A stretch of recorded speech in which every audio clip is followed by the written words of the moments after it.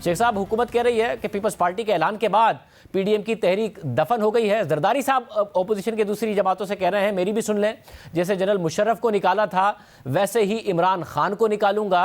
क्या कुछ मैनेज किया है हुकूमत ने, राब्ता किया है, क्या हुआ है? देखें, मुशर्रफ और इमरान खान में फ़र्क है। हर रोज़ every day is not Sunday.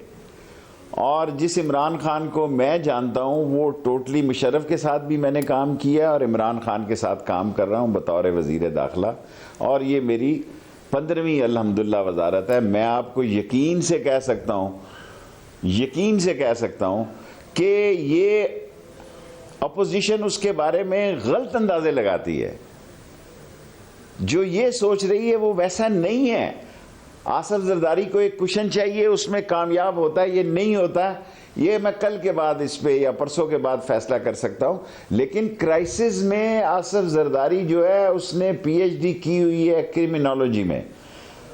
वो क्राइसिस के में से अपने लिए रास्ता बनाने का बहुत माहिर है और इनको फंसाएगा, ये फंसेंगे और उसके लिए गुंजाइश निकलती है या नहीं निकलती, ये मैं फैसला अभी महफूज रखता हूँ। मैं भी उसकी तरह ताश छाती से लगा के खेल रहा हूँ। मगर शेख साहब, कोई बैकडोर मुज़ाकरात, कोई डीलिंग कर रहा है जरदारी साहब से हुकूमत की तरफ से या कहीं और से इदारों की तरफ से? शाहजेब, आपको पता है कि दुनिया में मुज़ाकरात के दरवाजे जिन्होंने करने होते हैं कभी बंद नहीं होते। ना मेरे कहने से बंद होंगे ना वो खुलेंगे। दुनिया में पाकिस्तान के अदारे इतने ज़बरदस्त अदारे हैं, उनकी आंखें भी खुली होती हैं, वो कानों से सुन भी रहे होते हैं। और कोई अगर ये कि क्या ब्रिटिश में M16 काम बंद कर देती है, क्या अमेरिका में CIA काम बंद कर देती है, तो हालात तो बेहतर होंगे। मैं नहीं ख़राब हालात देख रहा। एक लॉन्ग मार्च ज़रूर होगा, उसे हमने कैसे हैंडल करना है ये अब हमने स्ट्रेटजी बनानी है और मैं पेशावर में आया हुआ हूँ इसी काम के लिए। मगर शेख साहब, जो रास्ता है जरदारी साहब से बात करके, वो कोई भी अगर निकालेगा तो उन्हें कुछ तो देना पड़ेगा। वो क्या देंगे और क्या वज़ीर आज़म साहब भी उस रास्ते के लिए मान जाएंगे, देने पर मान जाएंगे? बात सवालात आप ऐसे करते हैं कि आप मुझे घेरे में लाते हैं, इसीलिए मैं अवॉइड करता हूँ।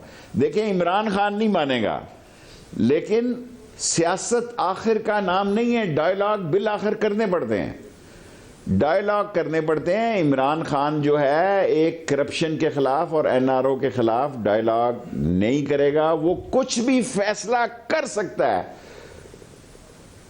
लेकिन करप्शन पे वो मुज़ाकरात नहीं करेगा।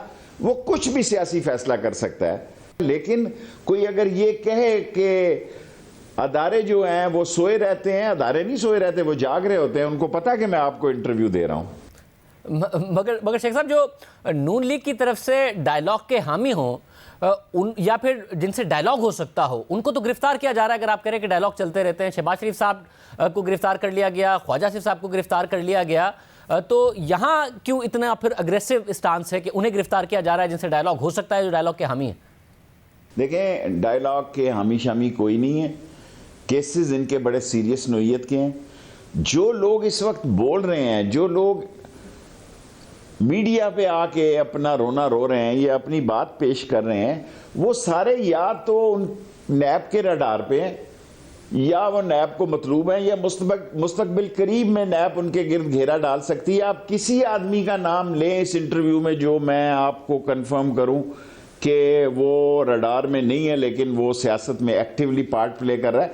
इस्तीफे तो लोग टाइप करके दे रहे हैं जो माने ही नहीं जा सकते, कंप्यूटर पे दे रहे हैं, ये हाथ से लिखने पड़ते हैं। मतलब अब ये दिलचस्प बात है कि जो एक्टिव है पॉलिटिक्स में वो नैब के रडार पर हैं, और अगर केसेस इतनी संजीदा नोयत के हैं जिसकी वजह से शहबाज शरीफ को गिरफ्तार करना लाजमी था, तो फिर मोहम्मद अली दुर्रानी को उसी शहबाज शरीफ से मिलने किसने भेजा था? ये कौन कर रहा है?